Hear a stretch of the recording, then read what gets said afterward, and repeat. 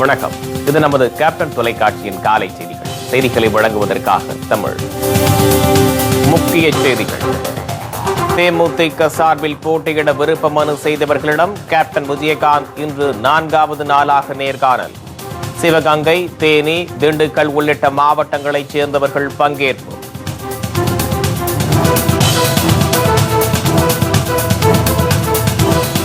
தமிழகத்திற்கு புதிய ரயில்கள் குறித்த அறிவிப்பு வெளியாகுமா?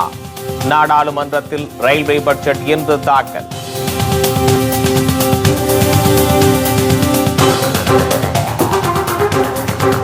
ஐந்து மாநில சட்டசபை தேர்தலுக்கான ஏற்பாடுகள் குறித்து தலைமை தேர்தல் ஆணையர் தலைமையில் டெல்லியில் 2வது நாளாக ஆலோசனை. தேர்தல் தேதி இன்று முடிவாகும் என்றும் தகவல்.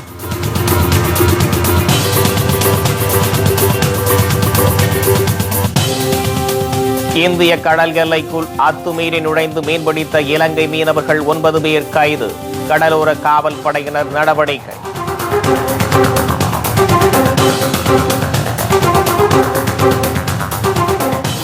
இன்று விடுதலையாகிறார் சஞ்சய் தத். விடுதலையை எதிர்த்து மும்பை உயர்நீதிமன்றத்தில் வழக்கு.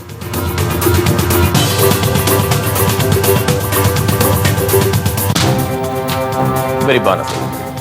சட்டசபை தேர்தலில் தேமுதிக சார்பில் போட்டியிட விருப்ப மனு செய்தவர்களிடம் கேப்டன் விஜயகாந்த் இன்று 4வது நாளாக நேர்காணல் நடத்த உள்ளார். தமிழகம் மற்றும் புதுச்சேரி சட்டப்பேரவை தேர்தலில் தேமுதிக சார்பில் போட்டியிட விருப்ப மனு அளித்தவர்களுக்கான நேர்காணல் கடந்த திங்கட்கிழமை துவங்கியது. 3ஆம் நாளான நேற்று மதுரை, விருதுநகர், திருவண்ணாமலை மாவட்டங்களில் உள்ள தொகுதிகளில் போட்டியிட விருப்ப மனு செய்தவர்களுக்கான நேர்காணல் நடைபெற்றது. சென்னை கோயம்பேட்டில் உள்ள தேமுதிக தலைமை கழகத்தில் தேமுதிக தலைவர் கேப்டன் விஜயகாந்த் மற்றும் தலைமை கழக நிர்வாகிகள் நேர்காணலை நடத்தினர். இதில் ஏராளமானோர் ஆர்வத்துடனும் உற்சாகத்துடனும் கலந்து கொண்டனர். இந்நிலையில் சிவகங்கை, தேனி, திண்டுக்கல், கரூர், பெரம்பலூர், அரியலூர் மற்றும் மேற்கு சென்னை ஆகிய மாவட்டங்களுக்கு இன்று நேர்காணல் நடைபெறும் என அறிவிக்கப்பட்டுள்ளது. நேர்காணலுக்கு வரும்போது கழக உறுப்பினர் அட்டை, வாக்காளர் அடையாள அட்டை, கல்விச் சான்றிதழ், தனி தொகுதிக்கு தேவையான ஜாதி சான்றிதழ் ஆகியவற்றின் அசல் சான்றிதழ்களை கண்டிப்பாக கொண்டு வர வேண்டும் என தேமுதிக தலைமை கழகம் அறிவுறுத்தியுள்ளது. மத்திய ரயில்வே பட்ஜெட் நாடாளுமன்றத்தில் இன்று தாக்கல் செய்யப்பட உள்ளது. நாடாளுமன்ற பட்ஜெட் கூட்டத்தொடர் குடியரசுத் தலைவர் பிரணாப் முகர்ஜி உரையுடன் நேற்று முன்தினம் தொடங்கியது. மத்திய ரயில்வே துறை அமைச்சர் சுரேஷ் பிரபு ரயில்வே பட்ஜெட்டை இன்று தாக்கல் செய்ய உள்ளார். ரயில்வே பட்ஜெட்டில் பயணிகள் ரயில் கட்டணம் உயர்த்தப்பட வாய்ப்பில்லை என கூறப்படுகிறது. தமிழகத்திற்கு புதிய ரயில்கள் குறித்த அறிவிப்பு வெளியாகுமா என எதிர்பார்க்கப்படுகிறது.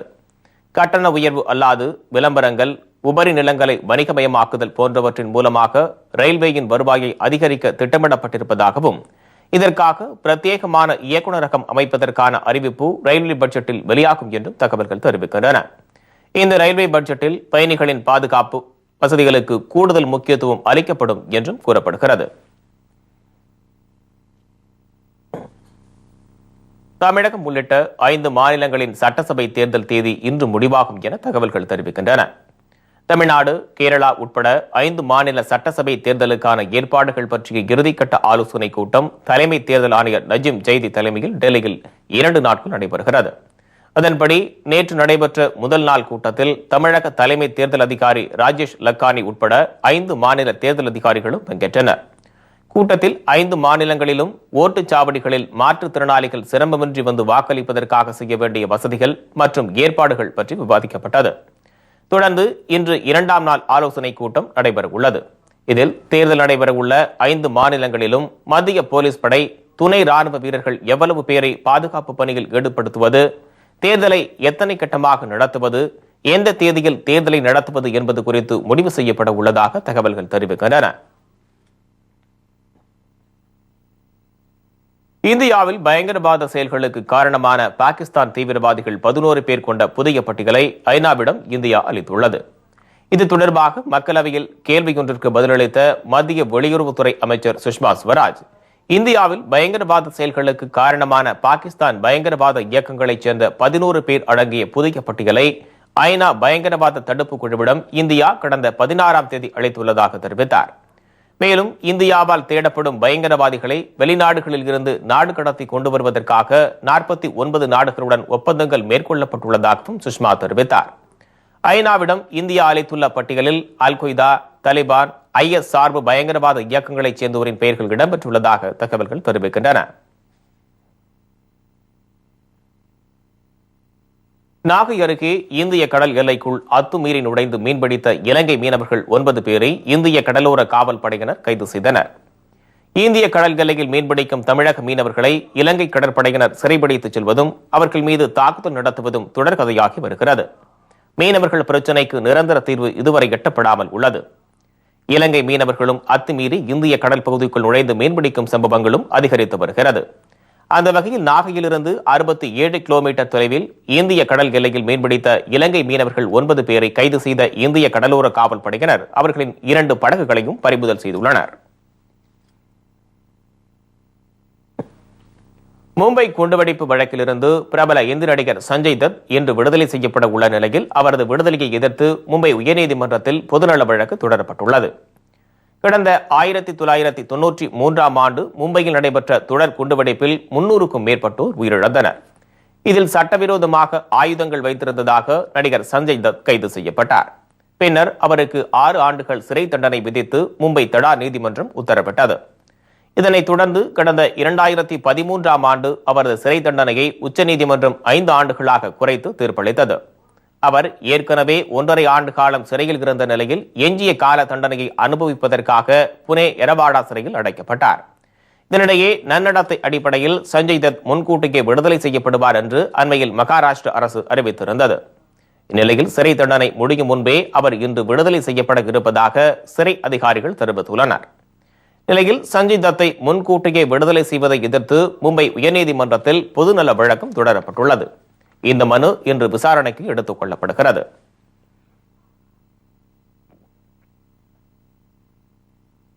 வரும் ஏப்ரல் மாதம் காலியாக உள்ள 13 மாநிலங்களவை MP பதவிகளுக்கான தேர்தல் அடுத்த மாதம் 21ஆம் தேதி நடைபெறவுள்ளது.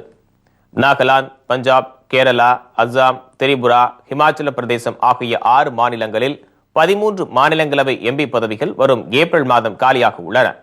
அவற்றில் காங்கிரஸ் கட்சிக்கு தற்போது 5 இடங்களும், பாஜக, சிரோமணி அகாலிதளம் ஆகியவற்றிற்கு தலா 2 இடங்களும், மார்க்சிஸ்ட் கம்யூனிஸ்ட் கட்சிக்கு 3 இடங்களும் உள்ளன. இந்த காலி இடங்களுக்கான தேர்தல் மார்ச் 21ஆம் தேதி நடைபெறும் என்று தேர்தல் ஆணையம் அறிவித்துள்ளது. தற்போது காலியாகும் 13 இடங்களில் முன்னாள் பாதுகாப்புத்துறை அமைச்சர் AK அந்தோனி, முன்னாள் சட்டத்துறை அமைச்சர் அஸ்வனி குமார், முன்னாள் தலைமை தேர்தல் ஆணையர் MS கில் ஆகியோரின் MP பதவிகளும் அடங்கும். சென்னை மாநகர பேருந்துகளில் 60 வயதிற்கு மேற்பட்டவர்கள் இலவசமாக பயணிக்கும் திட்டத்தை முதலமைச்சர் ஜெயலலிதா அறிவித்தது தேர்தலையொட்டி மக்களை ஏமாற்றும் செயல் என திமுக பொருளாளர் ஸ்டாலின் குற்றம் சாட்டியுள்ளார். சென்னையில் செய்தியாளர்களிடம் பேசிய அவர், அதிமுக ஆட்சி முடியும் தருவாயில் 60 வயதிற்கு மேற்பட்டவர்கள் இலவசமாக பயணிக்கும் திட்டத்தை முதலமைச்சர் ஜெயலலிதா அறிவித்துள்ளது சாகும் நேரத்தில் சங்கரா சங்கரா என்று சொல்வதாக உள்ளதாக தெரிவித்துள்ளார். முன்னாள் பிரதமர் ராஜீவ் காந்தி வழக்கில் சிறையில் அடைக்கப்பட்டுள்ள பேரறிவாளன், முருகன், சாந்தன், நளினி உள்ளிட்ட 7 பேரையும் விடுதலை செய்ய வேண்டும் என்றும் ஸ்டாலின் அப்போது வலியுறுத்தினார். ஆட்சிக்கு வந்து கிட்டத்தட்ட 5 வருஷம் முடிய போகுது. சாகரத்தில் சங்கரா சங்கரான்னு சொல்கிற மாதிரி இப்போ பேருக்காக சென்னையில் இருக்கணும் மட்டுக்கும், அதுவும் முறைப்படி கிடையாது. அதுவும் ஏதோ ஸ்மார்ட் கார்டு இருக்கணும், அது இருக்கணும், ஏதோ ஒரு முறையெல்லாம் சொல்லி அதையும் ஊரை ஏமாத்துறதுக்காக செய்யக்கூடிய நாடகம் தான் இது. எந்த தேர்தல் அறிக்கை 100% செய்யாமையே 100% செஞ்சுட்டோன்னு போய் சொல்லிட்டு இருக்கிறவங்க தான். காவேரி வைகை குண்டாறு திட்டத்தை செயல்படுத்த கோரி போராட்டம், நீர்ப்பாசன விவசாயிகள் கூட்டமைப்பு அறிவிப்பு.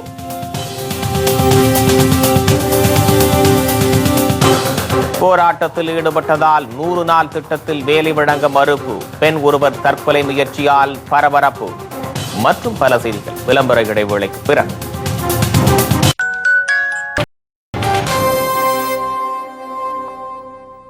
செய்திகள் தொடர்கின்றன. மத்திய அரசின் நிதிநிலை அறிக்கையில் காவேரி வைகை குண்டாறு திட்டத்தை அறிவிக்காவிட்டால் காலவரையற்ற உண்ணாவிரத போராட்டம் நடத்தப்படும் என நீர்ப்பாசன விவசாயிகள் கூட்டமைப்பு அறிவித்துள்ளது. சிவகங்கையில் காவிரி வைகை குண்டாறு இணைப்பு கால்வாய் நீர்ப்பாசன விவசாயிகள் கூட்டமைப்பின் மாநில பொதுக்கூட்டம் நடைபெற்றது. கூட்டத்திற்கு பின்னர் செய்தியாளர்களிடம் பேசிய அதன் மாநில செயலாளர் அர்ஜுனன், கடந்த 10 ஆண்டுகளுக்கு மேலாக காவிரி வைகை குண்டாறு திட்டத்தை நிறைவேற்ற கோரி புதுக்கோட்டை, சிவகங்கை உள்ளிட்ட 7 மாவட்டங்களைச் சேர்ந்த விவசாயிகள் கோரிக்கை விடுத்து வருவதாக தெரிவித்தார். எனவே வரும் 9ஆம் தேதி தாக்கல் செய்யப்பட உள்ள மத்திய அரசின் நிதிநிலை அறிக்கையில் இத்திட்டம் அறிவிக்கப்பட வேண்டும் என்றும், இல்லையென்றால் 7 மாவட்டங்களைச் சேர்ந்த விவசாயிகளை ஒன்று திரட்டி காலவரையற்ற உண்ணாவிரத போராட்டம் நடத்தப்படும் என்றும் அவர் எச்சரிக்கை விடுத்தார். 10 ஆண்டுகளுக்கு மேலாக காவிரி வைகை குண்டாறு இணைப்பு கால்வாய் திட்டத்தை நிறைவேற்ற வேண்டும் என்று சொல்லி எங்களுடைய கூட்டமைப்பு 7 மாவட்டங்களிலும் விரிவான மக்கள் இயக்கங்களை, விவசாயிகளை நாங்கள் அணிதிரட்டி நடத்தி கொண்டிருக்கிறோம். வருகிற 29ஆம் தேதி மத்திய அரசாங்கத்தினுடைய 2016-17க்கான நிதிநிலை அறிக்கையில் இந்த திட்டம் அறிவிக்கப்படும் என்று நாங்கள் ஆவலோடு எதிர்பார்த்து கொண்டிருக்கிறோம். அது இல்லை என்று சொன்னால் இதை நிறைவேற்ற வலியுறுத்தி 7 மாவட்டங்களிலும் ஒரு காலவரையற்ற உண்ணாவிரத போராட்டத்தை நாங்கள் நடத்துவதற்காக உங்களுடைய மாநில குழு தீர்மானம் எடுத்திருக்கிறது. இதனிடையே தமிழகத்தில் உள்ள விவசாயிகள் பெற்றுள்ள விவசாய கடனை முற்றிலும் தள்ளுபடி செய்ய வேண்டும் என திருச்சியில் நடைபெற்ற தமிழக ஆற்றுப்பாசன விவசாயிகள் சங்க பொதுக்குழுவில் தீர்மானம் நிறைவேற்றப்பட்டுள்ளது.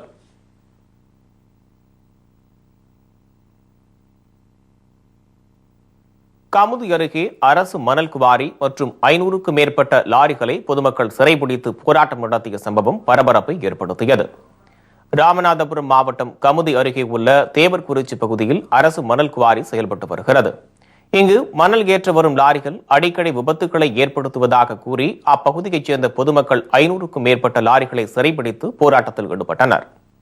இதனிடையே புதுக்கோட்டை அருகே அடிப்படை வசதிகள் செய்து தராத மாவட்ட நிர்வாகத்தை கண்டித்து கிராம மக்கள் மற்றும் இந்திய கம்யூனிஸ்ட் கட்சியினர் ஆர்ப்பாட்டம் நடத்தினர். அப்போது சாலை உள்ளிட்ட வசதிகளை செய்து தர கோரி அவர்கள் முழக்கங்களையும் எழுப்பினர். அடிப்படை வசதிகள் கேட்டு போராட்டத்தில் ஈடுபட்ட காரணத்திற்காக 100 நாள் வேலை திட்டத்தில் பணி வழங்கப்படாததால் வேதனையடைந்த பெண் ஒருவர் தற்கொலைக்கு முயன்ற சம்பவம் பெரும் பரபரப்பை ஏற்படுத்தியுள்ளது. தேனி மாவட்டம் பெரியகுளம் அடுத்துள்ள கீழ வடகரை ஊராட்சிக்கு அதிமுகவைச் சேர்ந்த லட்சுமி தங்கபாண்டி என்பவர் தலைவராக உள்ளார். கடந்த 18ஆம் தேதி அடிப்படை வசதிகள் செய்து தர கோரி அப்பகுதி மக்கள் போராட்டத்தில் ஈடுபட்டனர். அதில் கலந்து கொண்ட முத்துலட்சுமிக்கு 100 நாள் வேலை திட்டத்தில் பணி வழங்கப்படவில்லை என்று கூறப்படுகிறது. 5 தினங்களாக வேலை கேட்டு அலைந்த அவருக்கு ஏமாற்றம் மட்டுமே மிஞ்சியதால் மனமுடைந்த முத்துலட்சுமி விஷம் அருந்தி தற்கொலைக்கு முயற்சித்துள்ளார்.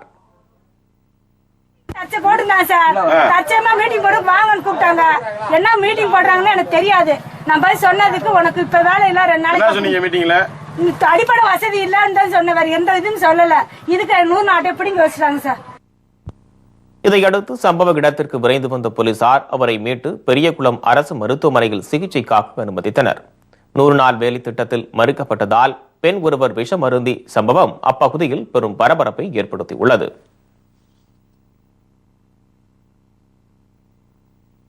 நெல்லை மாவட்டத்தில் 709 வாக்குச்சாவடிகள் பதற்றமானவை என கண்டறியப்பட்டுள்ளதாக மாவட்ட ஆட்சியர் கருணாகரன் தெரிவித்துள்ளார். தமிழகத்தில் சட்டமன்ற தேர்தலுக்கான முன் ஏற்பாடு பணிகள் தீவிரமாக நடைபெற்று வருகிறது. இந்த நிலையில் நெல்லை மாவட்டத்திற்கு 2ஆம் கட்டமாக மகாராஷ்டிரா மாநிலத்தில் இருந்து 1000 வாக்குப்பதிவு இயந்திரங்கள் கொண்டுவரப்பட்டன. வாக்குப்பதிவு இயந்திரங்களை மாவட்ட ஆட்சியர் கருணாகரன் மற்றும் அரசியல் கட்சியினர் முன்னிலையில் பெல் நிறுவன பொறியாளர்கள் சோதனை செய்தனர். பின்னர் செய்தியாளர்களிடம் பேசிய மாவட்ட ஆட்சியர் கருணாகரன், நெல்லை மாவட்டத்திற்கு ஹரியானா மாநிலத்தில் இருந்து மேலும் வாக்குப்பதிவு இயந்திரங்கள் கொண்டுவரப்பட உள்ளதாக தெரிவித்தார். நெல்லை மாவட்டத்தில் 709 வாக்குச்சாவடிகள் பதற்றமானவை என கண்டறியப்பட்டுள்ளதாகவும் அவர் அப்போது கூறினார்.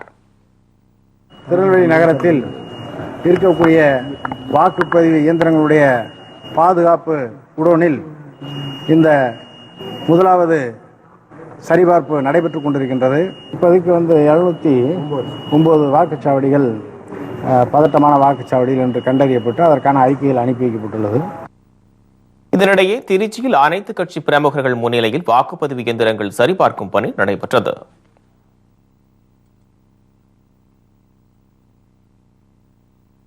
ஈரான் சிறையில் வாடும் ராமநாதபுரம் மாவட்டத்தைச் சேர்ந்த 11 மீனவர்களை மீட்க மத்திய மாநில அரசுகள் நடவடிக்கை எடுக்க வலியுறுத்தி 1500க்கும் மேற்பட்ட மீனவர்கள் பேரணியாக சென்று மாவட்ட ஆட்சியர் அலுவலகம் முன்பு ஆர்ப்பாட்டத்தில் ஈடுபட்டனர். பாதிக்கப்பட்ட மீனவர்கள் குடும்பத்தினருக்கு தலா 1 லட்சம் ரூபாய் இழப்பீடு வழங்க வேண்டும், மீனவர்கள் வாழ்வாதாரத்தை பாதிக்கும் மீன்பிடி ஒழுங்குமுறை சட்டத்தில் 11 திருத்தங்களை கொண்டு வந்து மீனவர்களுக்கு கட்டுப்பாடுகளை விதிக்கும் தமிழக அரசின் மசோதாவை திரும்பப் பெற வேண்டும் என வலியுறுத்தி ஆர்ப்பாட்டத்தில் கோஷங்கள் எழுப்பப்பட்டன. 11 குடும்பங்கள் ரொம்ப கஷ்டப்படுறோம். நாங்கள் இதுக்கு முன்னாடியே நாங்கள் கலெக்டர் எல்லாத்தையும் மனு கொடுத்தோம், எந்த பதிலும் இல்லை. இன்னைக்கு வந்து நாங்கள் ஆர்ப்பாட்டம் பண்ணுறோம். மத்திய அரசு மாநில அரசு எங்கள் 11 குடும்பங்களுக்கு உள்ள அப்படி மீட்டு தரணும்னு கேட்டுக்கிறேன்னா. 44 பேர் இப்படி விட்டுருக்காங்க. 44 பேரை மீட்டு தரணும். ஒவ்வொரு குடும்பங்களும் நாங்கள் வறுமையில வாழ்றோம், கஷ்டப்படுறோம். ஒவ்வொரு நாளும் அழுக்கு வடிக்கிறோம். திருவண்ணாமலை அருகே 25 லட்சம் ரூபாய் மதிப்பிலான வீட்டை முறைகேடாக பத்திரப்பதிவு செய்தவர் மீது நடவடிக்கை எடுக்க கோரி பாதிக்கப்பட்டவர் நில அபகரிப்பு பிரிவில் புகார் மனு அளித்துள்ளார். திருவண்ணாமலை மாவட்டம் ஆரணியை அடுத்த ராட்டிமனமங்கலம் பகுதியைச் சேர்ந்த பார்த்திபன் என்பவருக்கும் கந்துவட்டியில் தொழில் செய்து வரும் புஷ்பராஜ் என்பவருக்கும் இடையே பழக்கம் ஏற்பட்டுள்ளது. பார்த்திபன் தனது நண்பர்கள் சிலருக்கு புஷ்பராஜிடமிருந்து பணம் வாங்கி தந்துள்ளார். இதில் ராமு என்பவர் வாங்கிய 1 லட்சம் ரூபாயை அவர் செலுத்தாததால் கூடுதலாக 3 லட்சம் ரூபாய் தருமாறு பார்த்திபனை புஷ்பராஜ் மிரட்டியுள்ளார். இது தொடர்பாக 25 லட்சம் ரூபாய் மதிப்பிலான அவரது வீட்டை முறைகேடாக ஏமாற்றி எழுதி வாங்கியதாக கூறப்படுகிறது. இதுகுறித்து பார்த்திபன் நில அபகரிப்பு பிரிவில் புகார் அளித்துள்ளார். அக்கா வீட்டுக்கார வந்து 1 லட்ச ரூபா ஆரணி அம்பேத்கர் நகர் புஷ்பராஜில் கடனை வாங்கியிருந்தாங்க. அந்த 1 லட்ச ரூபாய் 2 லட்ச ரூபா வட்டி, 1 லட்ச ரூபாய் 2 லட்ச ரூபா வட்டி ஆயிடுச்சுங்க. அதையும் கட்டிட்டாரு. மீதி இருக்கிற நீ 1 லட்ச ரூபா தரணும் அப்படின்னு சொல்லிட்டு தொந்தரவு பண்ணாருங்க. 1 லட்ச ரூபா 1,80,000 இன்னும் கூட 1 லட்ச ரூபா கொடுத்துறோம், எங்களுக்கு பத்திரம் கொடுனா கொடுக்க முடியாது, நீங்க 50,000 கட்டிட்டு வந்து எங்களை வீட்டை ரீஸ் பண்ணி விடுங்க அப்படின்னு சொல்லிட்டு சுமார் ஒரு 25 லட்சம் மதிப்புள்ள வீட்டை வந்து இப்போ அவங்க அபகரிக்க பார்க்குறாரு சார். கும்பகோணம் அருகே வீட்டின் பின்பக்க கதவை உடைத்து 15 சவரன் நகைகளை மர்ம நபர்கள் கொள்ளையடித்துச் சென்றுள்ளனர். கும்பகோணம் அருகே உள்ள கொரநாட்டு கருப்பூர் ஆற்றங்கரை தெருவில் வசித்து வருபவர் வைரசுந்தரம். கத்தார் நாட்டில் பணியாற்றி வரும் இவர் விடுமுறைக்காக சொந்த ஊர் வந்த நிலையில் குடும்பத்துடன் அவரது உறவினர் வீட்டிற்கு சென்றுள்ளார். இதனை அறிந்த மர்ம நபர்கள் வீட்டின் பின்பக்க கதவை உடைத்து பீரோவில் வைக்கப்பட்டிருந்த 15 சவரன் நகைகள், 20,000 ரூபாய் ரொக்கப்பணம் ஆகியவற்றை கொள்ளையடித்துச் சென்றுள்ளனர். இச்சம்பவம் தொடர்பாக போலீசார் வழக்கு பதிவு செய்து கொள்ளையர்களை தீவிரமாக தேடி வருகின்றனர். எங்கள் ஃபேமிலியோட ஊருக்கு போயிருந்தோம் சார், மாமா லீவுக்காக. அங்கே போய் ஒரு வாரம் லீவில் இருந்துட்டு திரும்பி ரிட்டர்ன் வந்தோம் சார். ஒரு வாரம் கழித்து வந்தோம். வந்தப்போ நான் மெயின்கேட்டை திறந்து கொல்ல போக வந்தேன் சார். வந்த பிறகு பார்த்தா அந்த கொல்லைக்கதை வந்து உடஞ்சிருந்துச்சு சார். உடஞ்சிருந்து பார்த்தா உள்ளே பார்த்தா பீரோவில் அந்த ரூமுக்காக உடஞ்சிருந்துச்சு சார். உள்ள ரூமுக்குள்ளே உள்ள பீரோவில் பார்த்தா எல்லாம் கலைஞ்சி எல்லாம் இதாக பிடிச்சி சார். ஒரு 15 பவுன் நகை சார், ஒரு 16,500 பணம், ஒரு வெள்ளி பொலிசு சார், எல்லாம் காணாம. திண்டுக்கல் அருகே தோட்டத்து வீட்டிற்கு திருடச் சென்ற கேரள இளைஞர் ஒருவர் அடித்து கொலை செய்யப்பட்ட சம்பவம் பெரும் பரபரப்பை ஏற்படுத்தியுள்ளது. திண்டுக்கல் மாவட்டம் ஒட்டன்சத்திரம் பழனி தேசிய நெடுஞ்சாலையில் உள்ள குழந்தை வேலப்பா கோவில் அருகே பொன்னுச்சாமி என்பவருக்கு சொந்தமான தோட்டம் ஒன்று உள்ளது. அங்கு கேரள மாநிலம் பாலக்காட்டைச் சேர்ந்த மணிகண்டன் என்பவர் திருட சென்றுள்ளார். அப்போது வீட்டில் தூங்கிக் கொண்டிருந்த சத்யசீலன் என்பவரது மனைவியின் கழுத்தில் இருந்த செயினை அவர் பறிக்க முயற்சியுள்ளார். இதையடுத்து அவர் சத்தம் போட அருகேயுள்ளவர்கள் வந்து மணிகண்டனை தாக்கியுள்ளனர். அதில் அவர் சம்பவ இடத்திலேயே உயிரிழந்தார். இச்சம்பவம் குறித்து ஒட்டன்சத்திரம் காவல்துறையினர் வழக்கு பதிவு செய்து விசாரணை நடத்தி வருகின்றனர். விழுப்புரம் அருகே வீட்டுமனை பட்டா வழங்காததை கண்டித்து வட்டாட்சியர் அலுவலகம் முன்பு பொதுமக்கள் காத்திருப்பு போராட்டத்தில் ஈடுபட்டனர். விழுப்புரம் மாவட்டம் உளுந்தூர்பேட்டை தாலுகாவில் உள்ள செட்டியந்தல், கிளியூர் ஆகிய கிராமங்களைச் சேர்ந்த 150க்கும் மேற்பட்ட மக்களுக்கு மனைப்பட்டா வழங்கியும் வீடு கட்டி நீண்ட நாட்கள் ஆகியும் இதுவரையில் கிராம கணக்கில் பதிவு செய்யப்படவில்லை என கூறப்படுகிறது. கடந்த 1 ஆண்டாக வட்டாட்சியரிடம் பட்டா கேட்டு மனு கொடுத்தும் இதுநாள் வரை எந்த நடவடிக்கையும் எடுக்காததால் ஆத்திரமடைந்த கிராம மக்கள் உளுந்தூர்பேட்டை வட்டாட்சியர் அலுவலகம் முன்பு காத்திருப்பு போராட்டம் நடத்தி அங்கேயே சமைத்து சாப்பிட்டனர். விரைவில் வீட்டுமனை பட்டா வழங்கப்படவில்லை என்றால் தொடர் போராட்டத்தில் ஈடுபடப் போவதாக அவர்கள் தெரிவித்துள்ளனர்.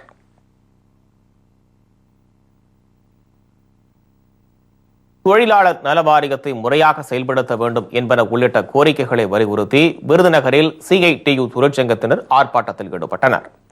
விருதுநகரில் உள்ள தொழிலாளர் நல வாரிய அலுவலகம் முன்பு நடைபெற்ற இந்த ஆர்ப்பாட்டத்தில் விலைவாசி உயர்விற்கு ஏற்ப பண பயன்களை இரட்டிப்பாக்கி வழங்க வேண்டும், தொழிலாளர் நல வாரியத்தை முறையாக செயல்படுத்த வேண்டும், பண பயன்களை காலதாமதமின்றி வழங்க வேண்டும் என்பன உள்ளிட்ட கோரிக்கைகளை வலியுறுத்தி கோஷங்கள் எழுப்பப்பட்டன. ஆர்ப்பாட்டத்தில் 100க்கும் மேற்பட்டோர் கலந்து கொண்டனர். தமிழ்நாடு முழுவதும் நலவாரிய பண பயன்களை விலைவாசி உயர்வுக்கேற்ப இரட்டிப்பாக்க வேண்டும், புதிய அட்டைகள் 1 மாத காலத்திற்குள் வழங்கப்பட வேண்டும், நலவாரிய அலுவலகத்தில் நடைபெறக்கூடிய லஞ்ச ஊழலை தடுக்க வேண்டும். பல்வேறு கோரிக்கைகளுக்காக CITU சங்கங்கள் சார்பில் தமிழ்நாடு முழுவதும் ஆர்ப்பாட்டம் என்பது நடைபெற்றுக் கொண்டிருக்கிறது. தரமற்ற உணவு வழங்கப்படுவதை கண்டித்து ஜெயங்கொண்டம் அரசு கல்லூரி விடுதி மாணவர்கள் சாலை மறியல் போராட்டத்தில் ஈடுபட்டனர். அரியலூர் மாவட்டம் ஜெயங்கொண்டத்தில் பிற்படுத்தப்பட்ட கல்லூரி மாணவர்கள் தங்கி படிக்கும் வகையில் அரசு விடுதி செயல்பட்டு வருகிறது. இந்த விடுதியில் சுமார் 80 மாணவர்கள் தங்கி படித்து வரும் நிலையில் தற்போது 30 பேர் மட்டுமே தங்கியிருப்பதாக கூறப்படுகிறது. முறையாக உணவும் போதிய சுகாதார வசதியும் இந்த விடுதியில் செய்து கொடுக்கப்படாததே காரணம் என மாணவர்கள் புகார் தெரிவித்துள்ளனர். 27 ஆரம்பிச்ச பாத்திரம், ஹாஸ்டல் ஆரம்பிச்ச வாங்கின பாத்திரம், பக்கெட்டு, சமைக்கிற இடம் அது எப்படி ஆரம்பிச்சாங்களோ அப்படியே தான் இருக்கு. ஒரு சாப்பாடும் சரியில்லை சார். சமைக்கிறவங்கள்ட்ட கேட்டால் இதான் பொருள் கொடுக்குறாங்க, வார்டன் எந்த நடவடிக்கை எடுக்கிறது சார்.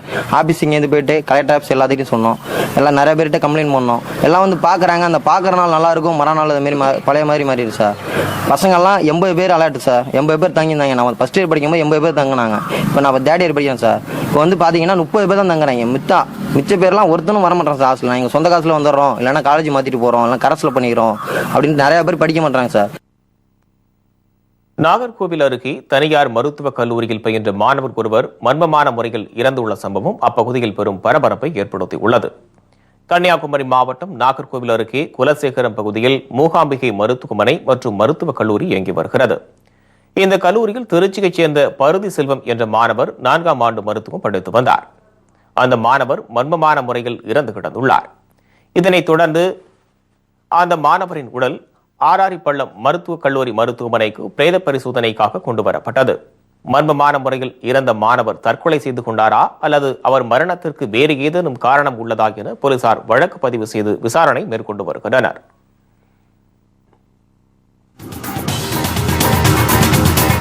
ஆசிய கோப்பை 20 ஓவர் கிரிக்கெட் போட்டி 45 ரன்கள் வித்தியாசத்தில் வங்கதேசத்தை வீழ்த்தி இந்தியா அபார வெற்றி.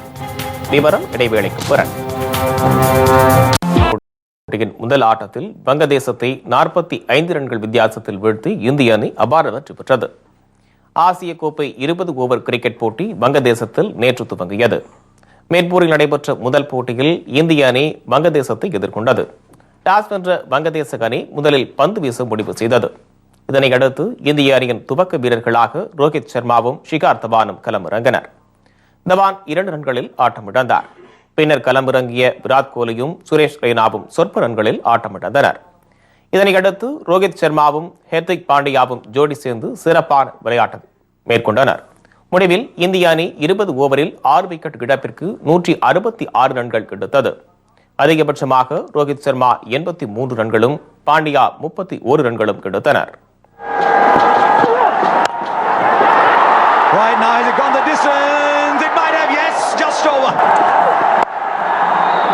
And in the gap for 4, that's a mighty fine shot. Hardik Pandya. And he plays really good. This. Now he hits in the gap as well. Hardik Pandya is running. In the last 5. Oh, he's gone through the offside again. Gee, some player, this young man, Hardik Pandya. பின்னர் களம் இறங்கிய வங்கதேச அணி வீரர்கள் இந்திய வீரர்களின் பந்து வீச்சை எதிர்கொள்ள முடியாமல் அடுத்தடுத்து விக்கெட்டுகளை பறிகொடுத்தனர். முடிவில் அந்த அணி 20 ஓவரில் 7 விக்கெட் இழப்பிற்கு 121 ரன்கள் மட்டுமே எடுத்து 45 ரன்கள் வித்தியாசத்தில் தோல்வியடைந்தது. இந்திய அணி சார்பில் நெக்ரா அதிகபட்சமாக 3 விக்கெட்டுகளை கைப்பற்றினார். Oh, knocked him over, went for the big hike, it looked ugly. Oh, now that's gone off glove for sure. Not really, has gone up in the air, there's a fielder underneath, hasn't made a mistake. Undercutting the ball.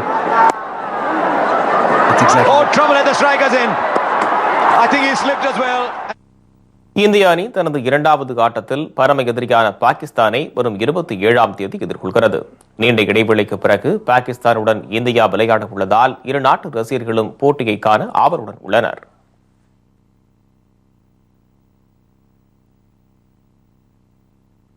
இத்துடன் செய்திகள் நிறைவடைகின்றன. மீண்டும் செய்திகள் பிற்பகல் 1 மணிக்கு.